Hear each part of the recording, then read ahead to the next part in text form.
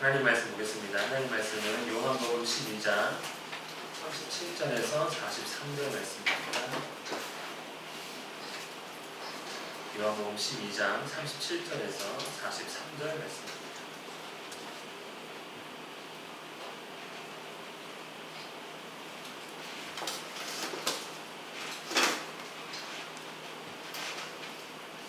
찾으셨으면 한 목소리로 함께 읽겠습니다. 시작.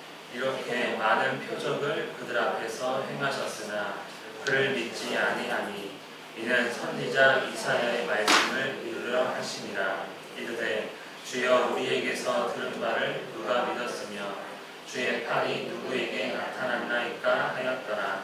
그들이 능히 믿지 못한 것은 이 때문이니 곧 이사야가 다시 일렀으되 그들의 눈을 멀게 하시고 그들의 마음을 완고하게 하셨으니 이는 그들로 하여금 눈으로 보고 마음으로 깨닫고 돌이켜 내게 고침을 받지 못하게 하려 함이라 하였음이더라. 이사야가 이렇게 말한 것은 주의 영광을 보고 주를 가리켜 말한 것이라. 그러나 관리 중에도 그를 믿는 자가 많되 바리새인들 때문에 드러나게 말하지 못하니 이는 출교를 당할까 두려워하니라. 그들은 사람의 영광을 하나님의 영광보다 더 사랑하였더라.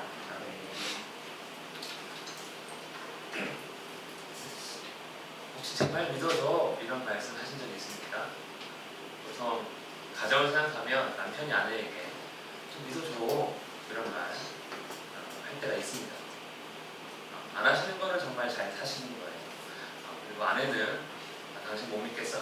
이거 하는 순간 정말 관계가 좀 심각하게 되는 것이죠. 제발 믿어줘. 못 믿어.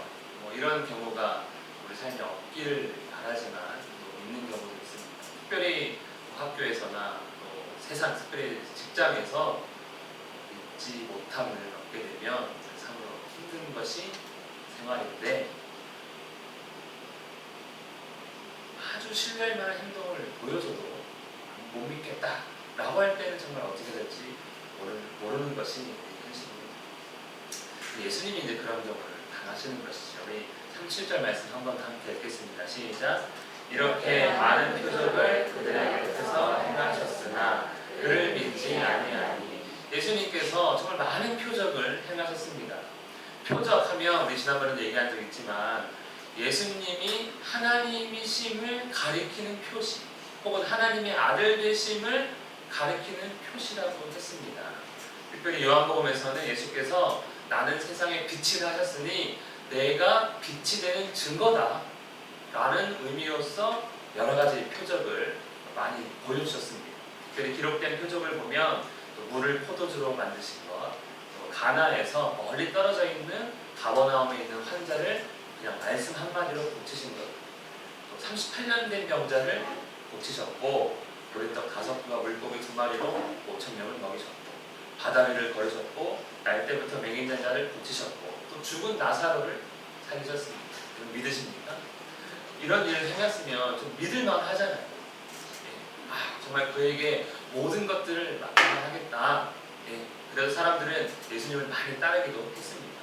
이 가운데 유명하지 않은 이야기를 제거해도 최소한 이 4개의 이야기는 많은 사람들이 실제로 보고 경험한 일이기 때문에 예수님을 참 신뢰할 만한 분이라고 할 수 있고, 또 요한복음 마지막에 보면 기록되지 않은 많은 표적이 있다고 하니 내가 세상의 빛이다, 예수님이 세상의 빛이다라고 하는 이 표시나 이 표적이 얼마나 많은지 모르겠습니다. 예수님은 사람들의 빛이고 세상의 빛입니다. 그런데 그러면서 이제 예수께서 때가 되었다는 듯이 낙이 타고 예루살렘에 입성했을 때 사람들이 그 표적들을 보았기 때문에 열광했습니다. 호산나 다윗의 자손이여 우리의 왕이 되소서 하면서 엄청 예수님을 반가이 맞아들였습니다. 그러면서 예수님도 말씀하셨죠. 그래, 내가 영광을 얻을 때가 되었다. 영광을 얻을 때가 되었다. 내가 이제 이스라엘의 왕이 되어서 너희들을 이끌겠다. 이렇게 말씀 한마디 하셨으면 아마 로마를 대항한 군대가 조직되었을 텐데 예수께서 그 사람들의 반응을 보며 내가 영광을 얻을 때가 되었다 하신 다음에 하신 말씀이 영 마땅하지가 않습니다. 어떤 이야기를 했습니까? 한 알의 밀이 땅에 떨어져 죽지 아니하면 한 알 그대로 있고 죽으면 많은 열매를 맺느니라 하면서 내가 영광을 얻을 때가 되었다 하는데 가만히 말씀 들어보니까 어떤 때예요? 내가 죽을 때가 되었구나 이렇게 말씀을 하신 것이죠. 그래서 예수님은 표적을 보여주셨던 것입니다. 왜냐하면 내가 죽는 것을 너희가 믿어야 한다는 것이죠. 많은 표적들의 이유는 그 표적이 나에게 일어났으면 좋겠습니다. 이걸 바라라고 보여준 것이 아니라 내가 너 죽으면 너도 살릴 수 있다. 너 아프면 너 다 고칠 수 있다. 이런 의미에서의 보여준 것이 아니라 내가 죽을 것인데 이제 이 모든 것들을 봐왔으니 내가 죽는 것도 믿어야 한다 라는 의미로 보여주신 것이지. 하지만 사람들은 그렇게 이해를 하지 못했습니다. 내가 죽으면 너희도 나를 따라야 한다. 사람이 나를 섬기려면 나와 같이 되어야 한다며 같이 죽자고 예수님이 말씀을 하신 거죠. 그리고 그것을 믿고 따라와라. 내가 보여준 것이 있으니 이제 나를 따라와라 하는 것입니다. 하지만 사람들 어떻게 반응합니까? 그를 믿지 아니하였습니다. 어쩐 죽은 나사로를 살려서 많이 열광했는데 이 말씀을 하시자 사람들이 마음이 확 식어버렸습니다. 언제 그랬냐는 듯 예수님을 믿지 않게 되었습니다. 요한복음 1장 11절에서도 자기 땅에 오매 자기 백성이 영접하지 아니하였다 라고 한 이 말씀이 바로 여기서 비롯된 1장의 내용인 것이죠. 예수님을 믿지 않은 많은 경우가 있었습니다. 안식일을 범하였을 때 안식일날 환자를 고쳤는데 네가 안식일을 범하였구나 하며 예수님을 믿지 않았고, 또 나는 하나님의 말씀을 하고 하나님의 일을 한다 하며 자신을 하나님과 동등되라고 말씀하셨을 때 역시 사람들은 신성모독이다 하면서 예수님을 거부했습니다. 또 그의 출신을 보고 거절한 것이지. 야, 그 총구석에서 어떻게 메시아가 날 수 있어? 말도 안 돼 하면서 거절했습니다. 우리도 이렇게 사회생활을 하고 이렇게 우리 자녀들 가운데 울산에서 살았지만 서울 가서 살고 싶죠? 그런 거 아니에요? 다 어떻게 내가 집을 떠나야 되는데 이런 고민하잖아요. 서울 가서 뭐 산다 칩시다. 그러면 나 울산에서 왔어. 울산? 이렇게 되면 요 경우에요. 거기서도 이렇게 할 수 있는 거야? 그래서 우리는 저기 고추로 유명한 영양에 제 친구 하나 있는데 저 영양하는 데 뭔지 몰랐습니다. 고추? 영양학교 어디야? 놀러 갔더니 버스 타고 다시 안 들어가더라고요. 그런 데서 오신 분이에요. 그러니까 사람들이 출신도 별로, 학력도 없고, 인맥도 없고, 아무것도 없는 예수님 역시 좋아하지 않았습니다. 한마디로 예수님 믿지 않는 것은 자신들이 갖고 있는 기준에 적합하지 않습니다. 그리고 자신이 갖고 있던 가치관, 전통, 상식들과 다르기 때문에 그것을 초월해도 그것 이하라고 여기기 때문에 예수님을 믿지 않았습니다. 하지만 죽은 나사로를 살린 표적이 이 모든 걸 한 방에 역전시켜버렸습니다. 그러니까 나귀 타고 예루살렘에 입성했을 때 사람들이 호산나 찬송하려다 하며 주님을 열광했던 것인데 갑자기 미랄 되겠다고 하시니, 죽겠다고 하시니 그 열광이 찬물을 끼얹은 것처럼 식어버린 것이죠. 죽는다고? 우리가 알고 있는 죽음은 무엇입니까? 끝입니다. 끝. 그 이상은 없어요. 죽는 순간 모든 것이 끝납니다. 아무리 사랑해도 끝, 아무리 미워해도 끝, 아무리 능력 많아도 끝. 여러분 스티븐 잡스가 죽었습니다. 안 죽을 것 같잖아요. 아이폰 많은 양반이. 근데 죽었어요. 그것도 아주 일찍 죽었죠. 최사방으로. 끝. 더 이상 끝입니다. 끝. 그래 사람들도 역시 마찬가지죠. 죽겠다고? 끝. 불신으로 변하게 죽는 사람을 믿을 수는 없거든요. 아픈 사람을 우리가 믿지 않는 것과 똑같은 것입니다. 자, 우리 38절 말씀 함께 읽겠습니다. 시작.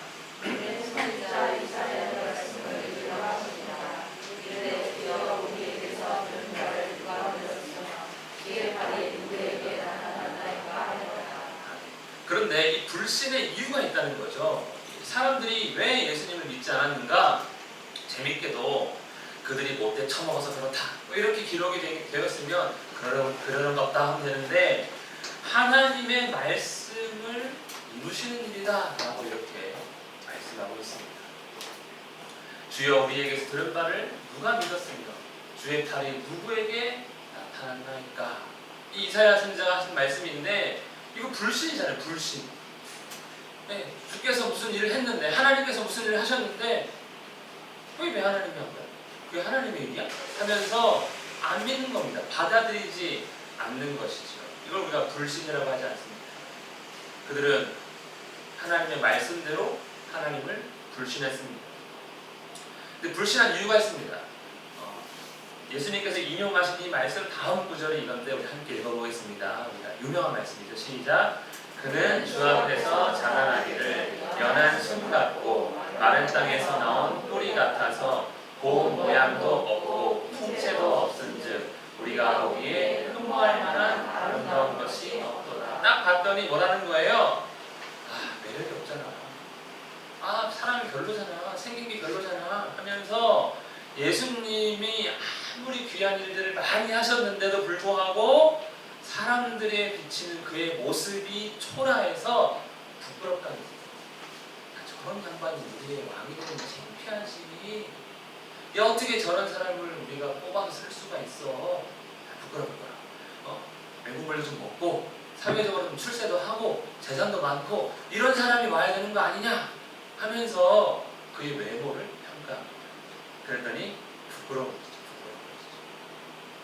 우리가 애들을 뵙고 교회에 오든 외출을 합니다. 그러면 자작해서 쫓아나오려면 어떻게 합니까? 신고 와. 또 대충 입습니다. 옷 갈아입고 와. 왜죠?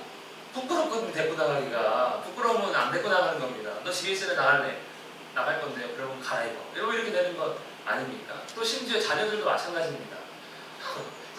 제가 갑자기 부끄러워지는데, 제가 학교를 비 오는 날이나 학교를 이렇게 갑니다. 그러면 제가 출근이 이렇게 입고 가거든요. 그럼 수가 많은 척을 안 해요. 멀리서 그냥 갑니다. 창피한 거죠. 저만 그런 경험 당한 겁니까? 우리가 보기에 부끄러우면 싫은 겁니다. 예수님이 우리가 아빠가 집에서 여러 가지 헌신적인 모습으로 자녀 보살피고 했음에도 불구하고 주님의 삶이 아빠는 부끄러운 거죠. 예수님은 부끄러운, 그들이 보기에는 수치스러웠습니다. 아주 굴욕적인 모습의 예수님. 그래서 불신한 것이죠. 하나님의 책임이 아니라, 하나님께서 말씀을 이루려고 하신 것이 아니라 그냥 그들이 그렇게 말씀대로 불신, 수치로 여겼던 것입니다. 39절 말씀 읽겠습니다. 시작.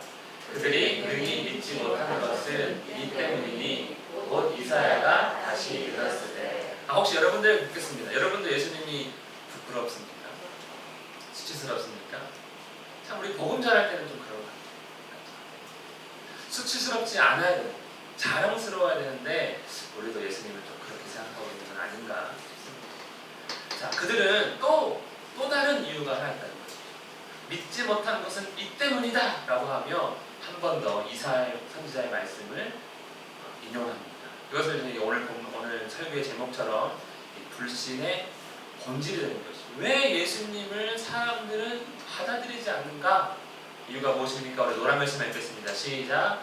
그들의 눈을 멀게 하시고 그들의 마음을 완고하게 하셨으니. 그들의 눈이 뭐라는 거예요? 볼 수 없다는 거예요.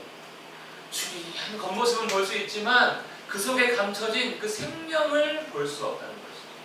또 그들의 마음이 완고해서 딱딱하게 굳어져가지고 그 어떠한 것도 그 말씀에, 그 마음에 들어가지 않는 것입니다.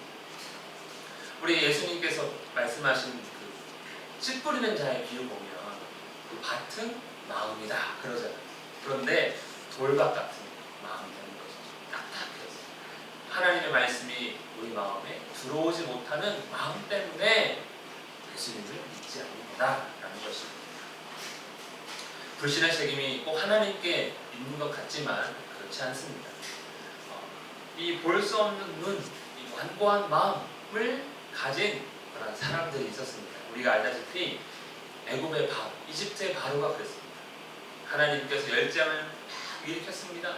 그렇게 두드려 맞고 심판을 당하고 고난을 당하면 그래 나가라 너희 하나님 정말 대단하시구나 하면 될 텐데 그 마음이 완고해서 굳어져서 아무리 재앙을 퍼부어도 그 마음은 흔들리지 않았습니다. 궁궐이 무너지고 사람이 죽어나가도 그의 마음만큼은 흔들리지 않는 반석처럼 하나님을 거부했습니다. 이것이 이제 영광을 보지 못하는 눈, 완고한 마음입니다. 바로만 그런 것이 아닙니다. 이스라엘은 그렇게 하나님의 은혜, 하나님의 능력으로 출애굽했음에도 불구하고 처음부터 끝까지 광야에 들어간 그 첫날부터 하나님이 어쩔 수 없이 죽이시는 그 날까지 배고파요, 목말라요 하며 하나님 끝까지 불신하고 약속한 그 가나안 땅마저도 못 들어가요 라고 하며 완고한 마음, 굳은 마음으로 하나님을 10번이나 시험했다고 말씀하고 있습니다. 여러분 이러한 것들은 이러한 결과를 낳습니다. 기적은 경험해요. 하나님의 은혜는 경험할 수 있습니다. 문제는 그 은혜가 하나님의 영광인지 보지 못하기 때문에 받아들이지 못합니다. 우리 로마서 말씀 함께 읽겠습니다. 시작.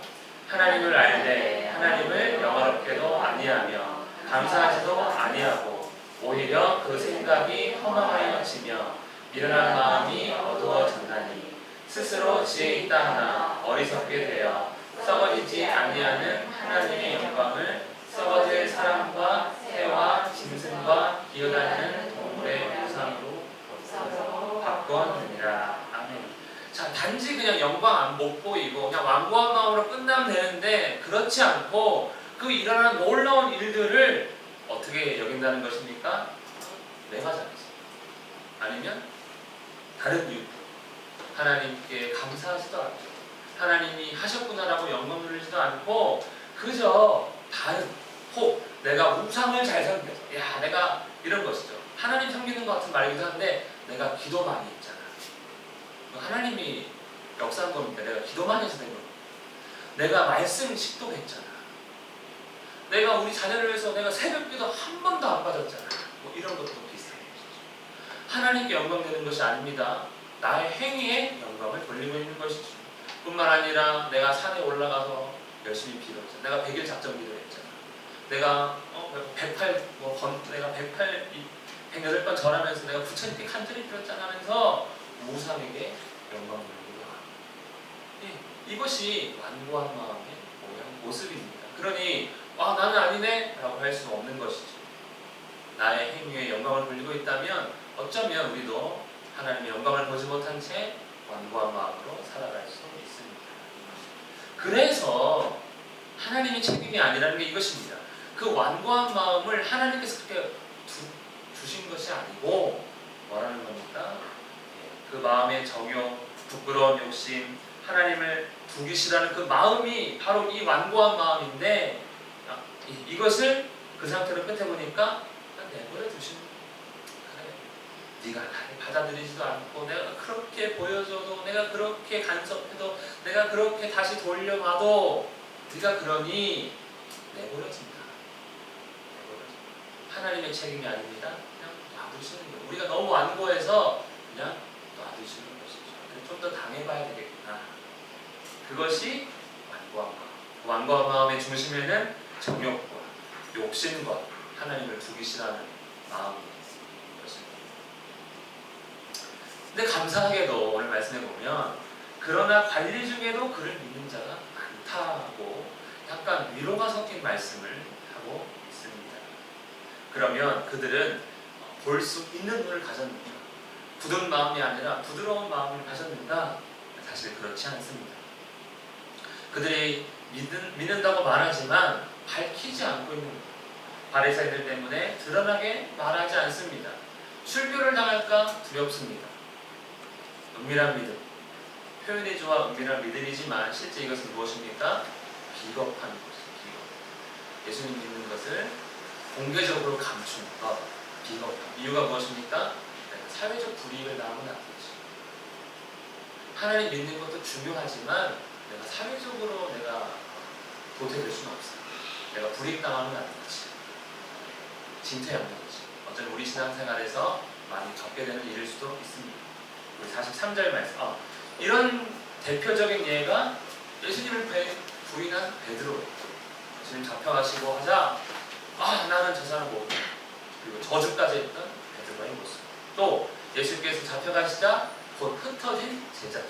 다 이런 사회적 불이익 때문에 그들 역시도 마지막까지 죽을 것처럼 예수님을 쫓아다녔지만 이런 모습들이 바로 많지만 감춰진 은밀한 믿음.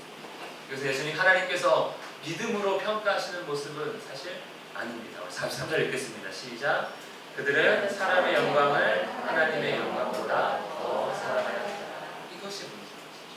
은밀한 믿음에 탁 뚜껑을 열었더니 하나님보다 더 사랑하는 게 있는 거구나 라고 말씀하십니다.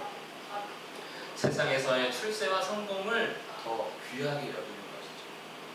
죽으면 끝인데 그걸 보지 못하고 하나님 나라를 바라보지 못하고 이것을 더 귀히 여기기 때문에 자기가 믿지만 믿지 않는 척 하는 모습입니다. 그래서 사도 바울의 동역자였던 이 데마라는 사람 어떻습니까? 데마는 이 세상을 사랑하여 나를 버리고 데살로니가로 가고 예수님을 위해서 함께 동역했던 데마였지만 그 세상이 부르는 그 사랑을 거절하지 못했습니다. 자기 마음에 있던 세상을 향한 그 욕심을 버리지 못했습니다. 그리고 결국엔 배신했다는 것이지요. 또 예수님도 베드로에게 묻지 않습니까?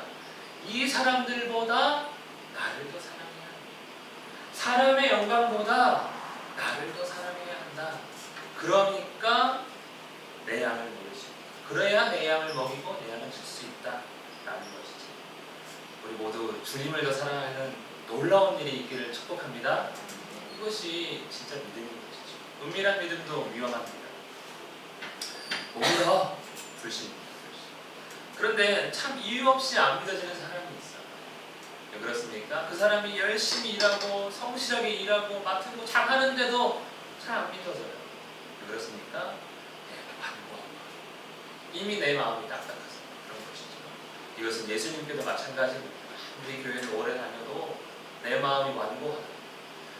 하나님께서 베푸신 그 영광을 나의 행위로 돌린다면 그것은 완고한 마음. 함께 읽겠습니다. 시작. 오늘 너희가 주의 음성을 듣거든 너희 마음을 완고하게 하지 마라. 주의 음성 앞에 부드러운 마음 되기를 축복합니다.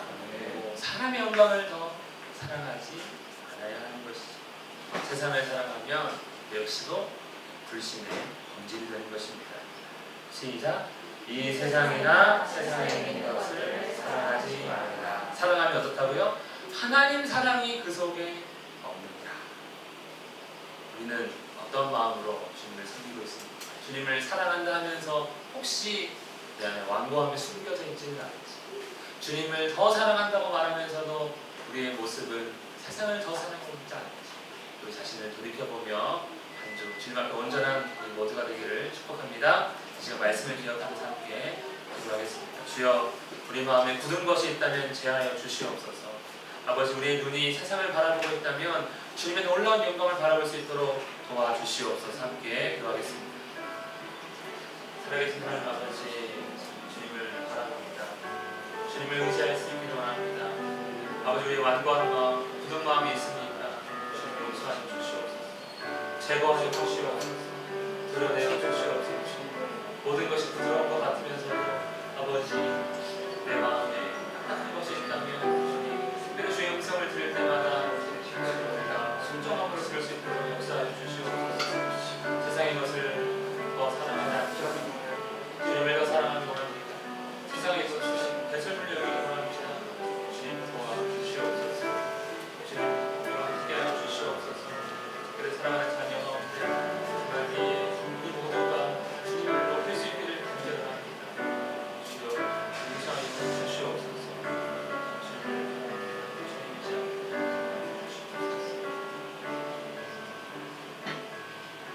살아계신 하나님 아버지, 우리 안에 굳은 마음이 있으니까 제하여 주시옵소서. 세상을 더 사랑합니까? 용서하시고 주님의 영광을 보며 주님을 더 사랑하는 우리 모두가 되게 하여 주시옵소서. 예수님의 이름으로 기도합니다. 아멘.